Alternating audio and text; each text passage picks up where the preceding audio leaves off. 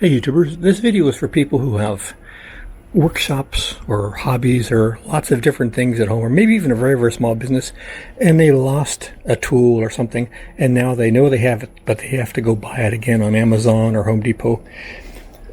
I used to have shelving units here on my balcony. This is my workshop. This is my table that I fold up and use as my work table.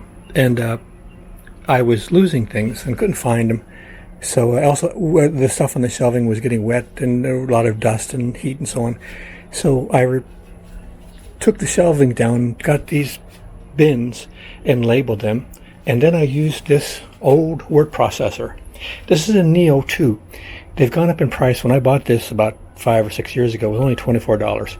But they have other models that were earlier that still have the word processing function that are still like $24. And what's cool about it is once I entered everything in it, it has a search function. So find, let's see, oil. So we've got the plastic container oil. Then I can go to the next one and keep looking for oil until I find the right oil that I want to find in whatever bin it was in. And I also was able to download this and print it out. But I'm sure there's like word processing or database programs you can download to your phone perhaps that have a search function. Because if you don't have a search function, it's not that handy. But if you get one of these simple word processors, like I said, you can get different models that are not the Neo for like $20-some, and enter your information and then label your boxes, and you can find everything in your house that you stored away in the boxes. You just have to be very sure you put them back in the box when you're done and don't mix them. But if you sort of aggregate different things that are similar, you more or less will be okay anyway, because you'll know like the paint cans will go on one thing and the sandpaper on another, so it'll be easier to find.